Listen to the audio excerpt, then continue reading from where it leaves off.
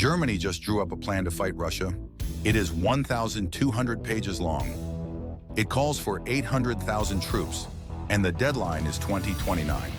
The problem is that the plan might already be impossible to execute, not because of soldiers, but because of bridges. That is the part most coverage never reached. Every headline focused on the troop number, 800,000, a force larger than most standing armies in the world. But the number's not the story. The story is what happens when you try to move that force across a continent whose bridges were not built for tanks, whose rail gauges change at the wrong borders, and whose civilian systems answer to nobody in a military chain of command. The story is about who controls the movement, and right now the honest answer is that nobody does.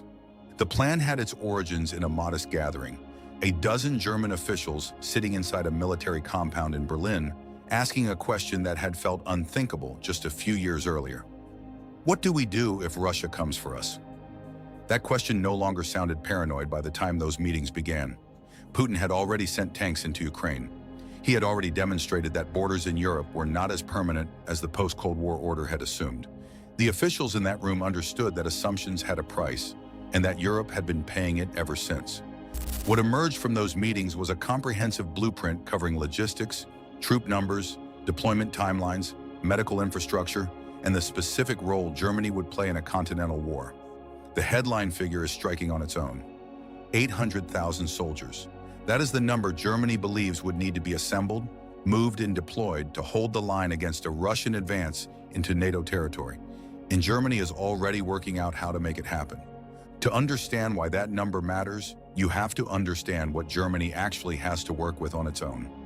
According to Global Firepower's 2025 assessment, Germany's active military sits at around 181,600 personnel. Add reserves and the total edges just past 215,000. That is barely a quarter of the force the plan calls for. The 800,000 figure is a combined NATO number, drawing on the alliance's full collective strength. NATO's active force stands at roughly 3.4 million. Germany's plan is asking for about a quarter of those troops to be postured and ready along the alliance's eastern edge. It is a massive task, but it is not an impossible one. Now here is where the real story begins, because assembling 800,000 soldiers is not the hard part. Moving them is. The reason Germany occupies such a central role comes down to geography. The Alps form a natural barrier across the southern portion of the continent, channeling most North European military movement through a single corridor. Nations like France, the United Kingdom, and the United States would all need to transit German territory to reach the Eastern Front. Germany is not simply a participant in this plan, it is the hub through which almost everything flows. And that distinction changes everything, because the country sitting at the center of the movement network does not just host troops passing through. It shapes the pace, the sequence, and ultimately the outcome of the entire operation. Every rail line carrying armor eastward runs through German infrastructure. Every highway convoy crosses borders that require clearance. Every airspace corridor needs authorization. Those are not military decisions, they are bureaucratic ones. And bureaucracy does not pause for urgency. Moving 800,000 troops is not a question of manpower. It is a question of permission. Every border crossed requires authorization. Every rail line cleared requires coordination between national operators. Every hour of movement involves decisions made not by generals in the field, but by the institutional network sitting behind them. Control does not rest with the soldiers. It rests with the system that decides if they move at all. But here is what the Wall Street Journal buried deep in its reporting, and it changes everything about whether this plan actually works. That system is not controlled by a single command. It never has been. And under crisis conditions, that fact becomes the most dangerous variable in the entire plan. The movement network is split across dozens of separate authorities that rarely speak to each other under normal conditions and have never been tested together under crisis conditions. Rail operators in Germany answer to different chains of accountability than rail operators in Poland. Border authorities apply their own procedures. Airspace regulators manage their own corridors. Civilian logistics companies operate under commercial contracts never written with wartime contingencies in mind. Each one controls a piece of the movement, and if even one of those pieces slows down or fails to coordinate, the entire system slows with it. A convoy waiting at a border crossing does not just lose hours, it backs up every convoy behind it. In a crisis where the opening phase may last days rather than weeks, that kind of friction does not delay the response. It can eliminate it entirely.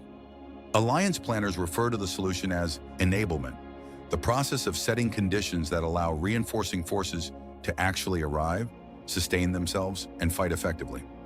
Germany's blueprint leans heavily on these principles, aligning with existing NATO doctrine rather than building a parallel system from scratch. But doctrine describes what should happen. Fragmented control determines what actually does. Le Monde has identified military mobility across Europe as one of NATO's most persistent and underappreciated vulnerabilities. Rail lines, bridges, and road networks capable of handling military loads at military tempo are simply not ready in many places. Weight limits on bridges restrict what armored vehicles can cross. Rail gauges change at certain eastern borders, requiring transfers that cost time no crisis can afford. Years of underinvestment across multiple countries have made each of these problems worse, and none of them are solved by adding more soldiers to the roster. Germany's plan frames all of this as an all-of-society challenge, which is the clearest acknowledgement yet that the military problem and the infrastructure problem are inseparable. The civilian systems that would carry this force eastward are operated not by defense ministries, but by rail companies, port authorities, logistics firms, and municipal governments with their own priorities and their own chains of accountability. Coordinating them under wartime conditions would require a level of centralized direction that most European democracies have not exercised in living memory. Those assessments are stark. Speaking at the Berlin Foreign Policy Forum, German Foreign Minister Johann Vadeful stated that intelligence services were warning urgently that Russia was creating the option of a war against NATO by 2029 at the latest.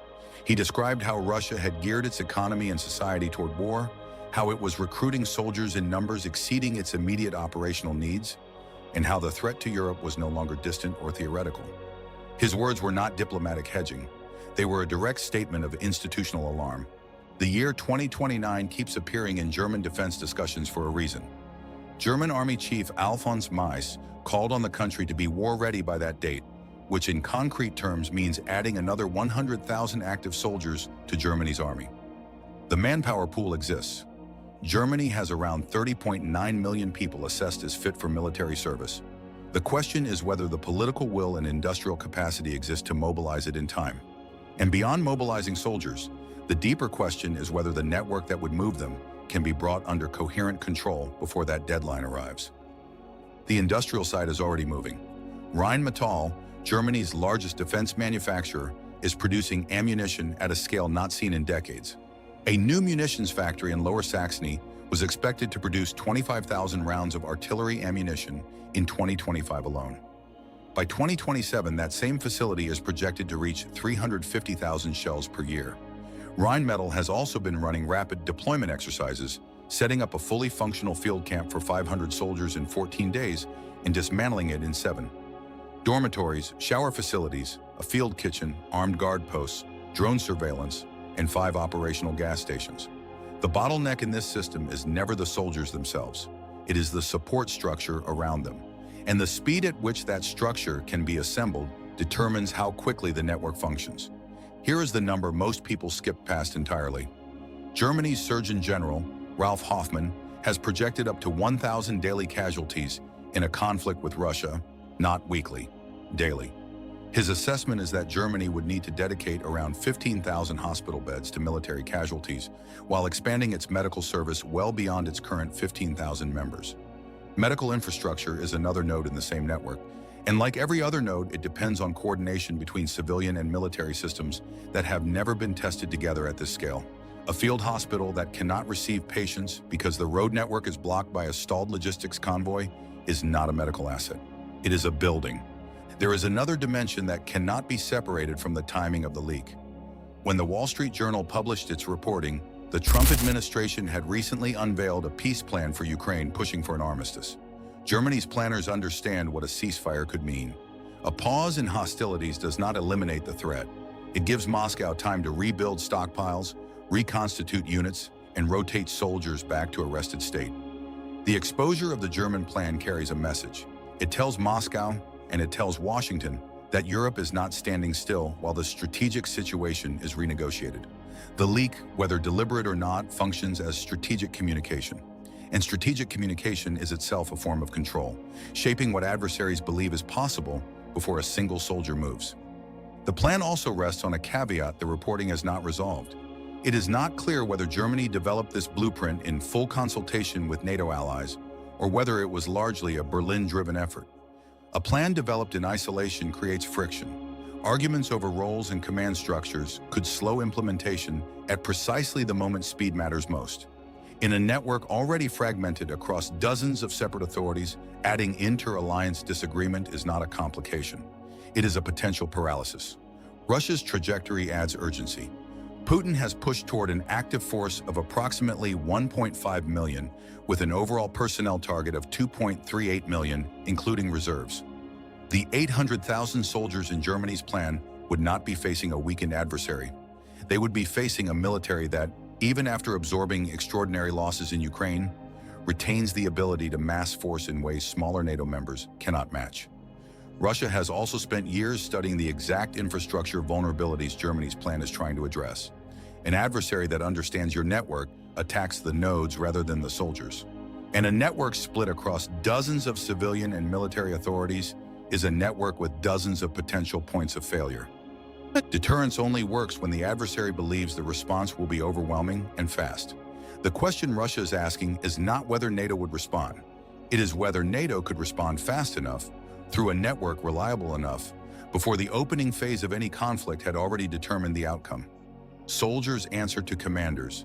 Commanders answer to governments. But the movement network answers to no single authority, and that is the vulnerability no troop count resolves on its own. Germany spent decades after the Second World War deliberately constraining its military ambitions, building a defense posture rooted in restraint and alliance dependence. That posture made sense in the context it was designed for. It no longer makes sense now. Berlin is not becoming an aggressive power, it is becoming a responsible one. And responsibility in 2025 means accepting that the country sitting at the center of Europe's movement network cannot afford to leave that network unmanaged. Rheinmetall is producing shells. Field camps are being assembled and dismantled on accelerated timelines. Hospital capacity is being measured against casualty projections nobody wants to make, but everyone now has to. Army chiefs are writing letters about war readiness with specific dates attached. A 1,200-page document is sitting in Berlin with answers to questions that most of Europe was not ready to ask just a few years ago. The plan may or may not work as designed. Plans rarely survive contact with reality unchanged, but its existence tells you something important about how the people with access to the most sensitive intelligence in Europe are reading this moment. They are not reassured. The network is being built, but it is not unified. And in a crisis, a network without unified control does not move. It stalls. 800,000 soldiers waiting for permission to move are not a force. They are a bottleneck.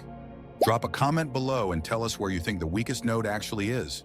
The infrastructure, the political authorization, or the fragmented civilian systems that have never been tested under pressure.